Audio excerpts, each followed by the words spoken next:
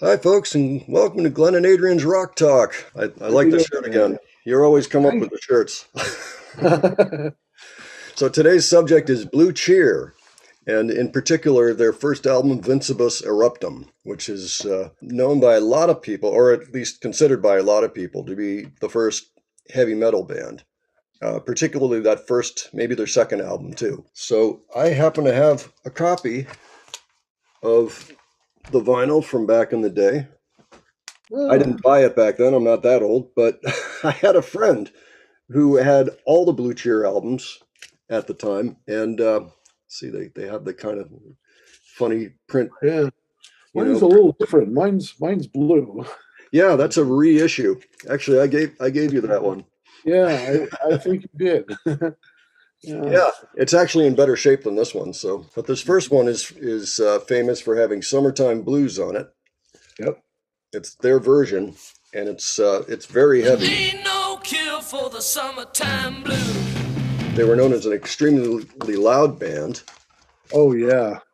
I mean, extremely loud. Like people would clear out of the front of the stage. What looked like the good seats, everybody's running away when the show starts. It's like, oh my, I can't believe this. Yeah. But it was just really, really, really loud.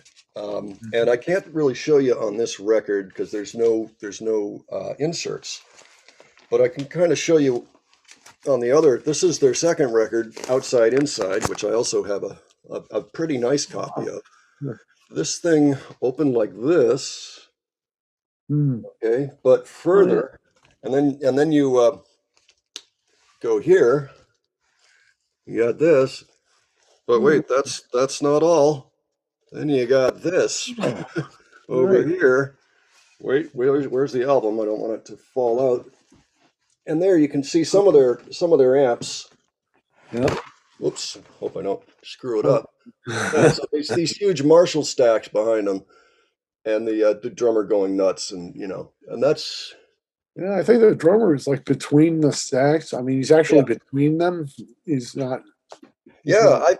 I've noticed a lot of drummers do that, or did that. Even Bill Ward in Black Sabbath, a lot of times you'd see him right in the middle of stacks. The bass on one side, the guitar on the other. But yeah, this is another. If you like Vincebus Eruptum, this is the next one to look at. Really, just their first two albums sound like that until you get into the 80s.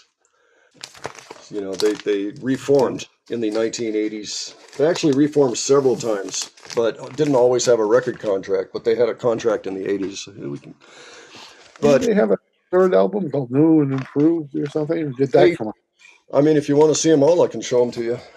Oh, okay. Here's New and Improved, and that's the third one. This came out in, I think, 68. Wait, yeah. And the band had broken up because Lee Stevens, the guy playing the guitar, who's this guy right here, Yeah. um, he left. That's for And some. there are varying reasons given for why he left. One of them is he went deaf. But so what happened was they regrouped a few times actually in short order, but they ended up with Randy Holden, and that was the first thing that happened after Lee Stevens, and they recorded what I would call classic material. He only appears on a half an album, this one side two of this record, and which is really just two songs, Peace of Mind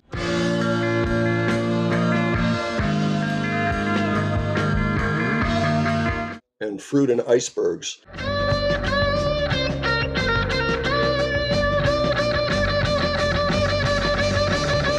And then there's a little honey something, honey drip, honey butter lover, which is really just a 1 minute. It's kind of a joke.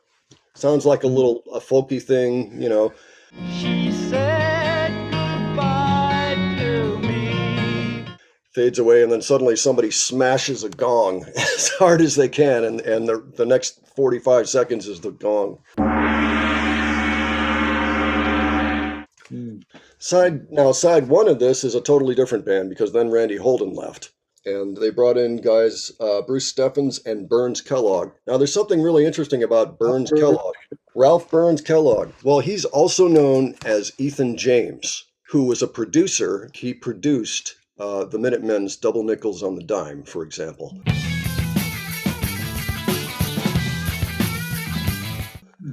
He had a pretty popular studio, I guess, in California. And so here's number 4. Now they don't sound anything like they did on the first albums.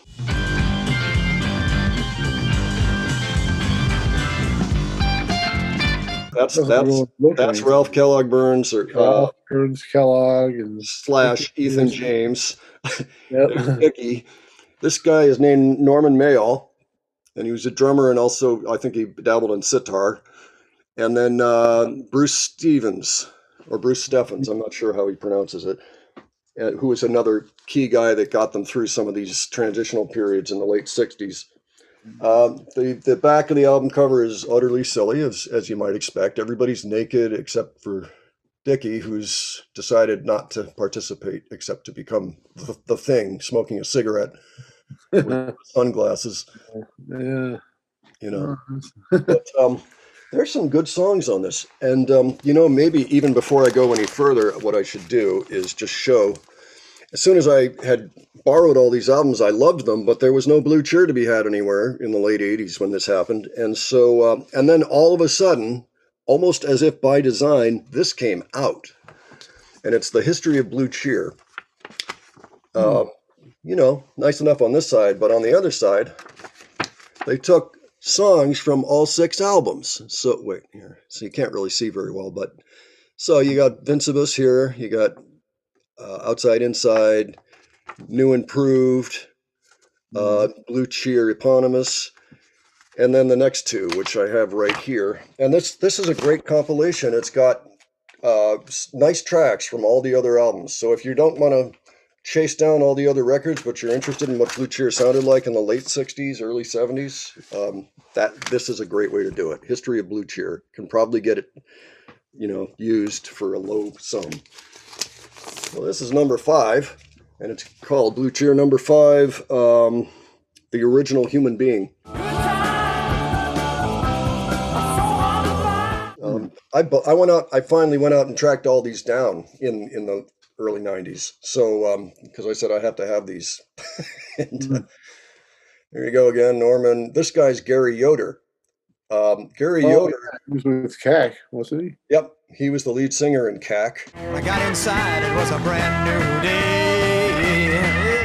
And also Oxford Circle, which was a band that I think Dickie was in before Blue Cheer. Just before Blue Cheer. Yeah. So they knew each other. I think you're right.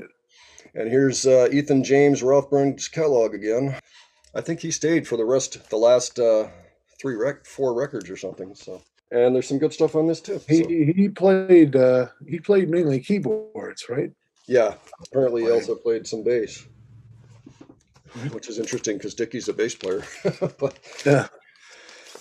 And then this was the last one for a while. This one still has Ralph Kellogg. Still has Norm Mayall. It's the same band. Finally, they were stable for a couple of releases. And this is Oh Pleasant Hope.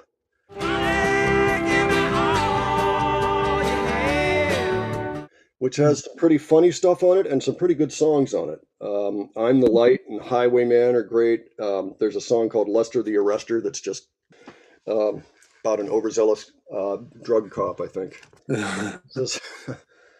So this is actually one of my favorite records of theirs outside of the first 2. The next thing I have comes from the mid 80s. This is 86, and it's on Megaforce Records, which was putting out things like Megadeth and those types of. I think Slayer may have been on Megaforce. I may be wrong about that. It was one of the competing indie metal labels. So this is kind of a tasteless, silly cover. That's all right. Hey, it's a Blue Cheer album. Tony Rainier is the guitar player on this one. So, and he had kind of been in the universe of Blue Cheer for a couple years at that point. So it's called The Beast is Back. Yeah. Oh, The Beast is Back. Yeah. I saw the first 3 letters on there. Yeah, there's the other one. And this has, a remake of Summertime Blues and Babylon, and 4 of these songs are out of 8 are remakes from their first 2 albums. So they were out trying to do that sound again. The last one that I have is from 2007, and it was also their last album.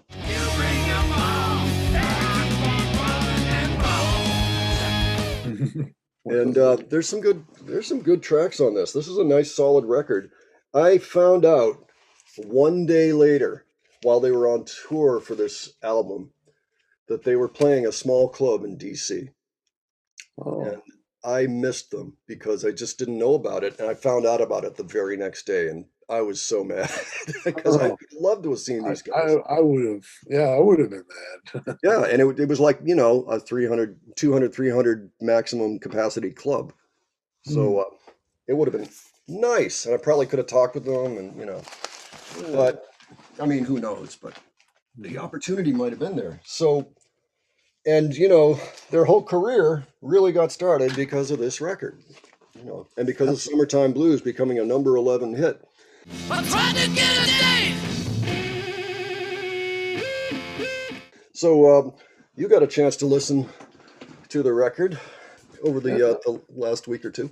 I like Summertime Blues, definitely. I Yeah. also like what I found out was a B-side to that, Out of Focus. For some reason, that riff just kind of sticks with me. Yeah. Boom, doom, dee, dee, dee, dee, boom, boom, dee, dee,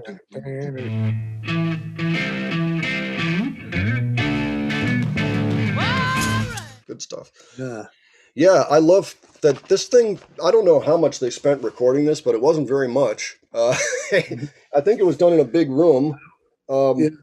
Earlier stuff they didn't have a big budget for.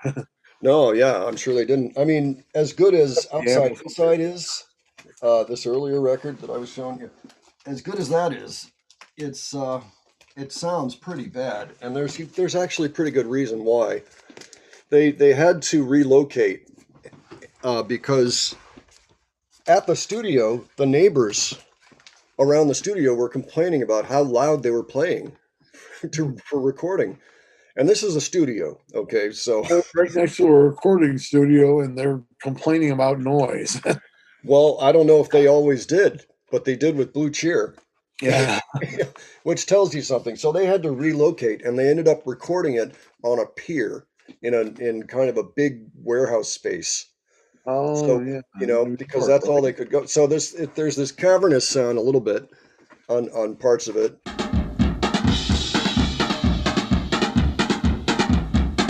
Sometimes you wonder if they're just like, if the drummer's beating cardboard, or it's just, like if they went out and took their strings off and like buried them in the dirt for a while and then undug them, put them back on the guitar and started playing. That's what it kind of sounds like to me. I mean, I like it a lot. There's great songs on that record. Both those first two albums are worth hearing. But they're pretty wild, some of them. Feathers from Your Tree, which starts off that Outside Inside, it sounds like a bad acid dream. I've got to hear it now.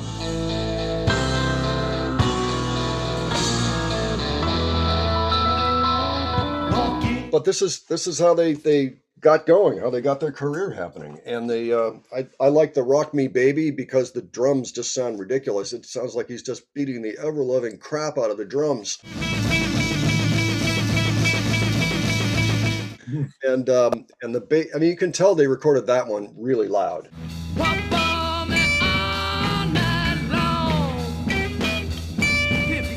And I that's probably true of all of these, actually. Doctor Please is the last song on side one. That's the one that goes do dee do do. All right.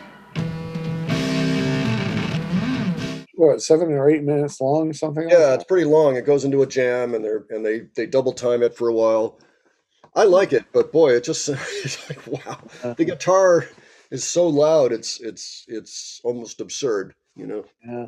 But I'm still getting used to it myself. I mean, I can't believe that this much time has gone by and I hadn't listened to that album. I'm still working on Kiss, Yeah. So. Other songs on this, you mentioned Out of Focus. That's a good one. That leads off side 2, as well as Parchment I Farm. read somewhere that Out of Focus was written while Dickie was in the hospital. they weren't sure that he was going to make it, and Oh, he really? wrote this song, I think, during that time. That's pretty profound.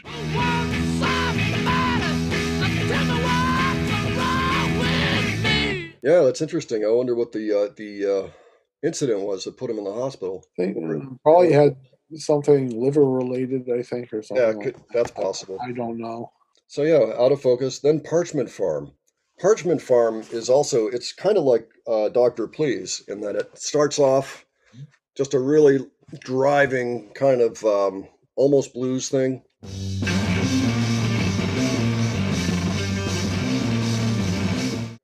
Yeah. And then it slows down. They build it up, and it becomes this big raging jam by the end. And then they come back to it. We have one song left on here. Second Time Around.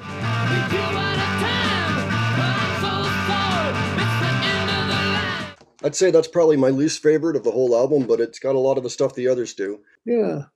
I probably listened to it a few times because there was a time I was just listening to the whole album and listened to that for Mm-hmm. a few times, like over and over. It's a good record. I mean, it's a record that you can do that with. You can listen to it over and over. Well, I'm glad that you gave it a listen, and that you're into it. Oh my.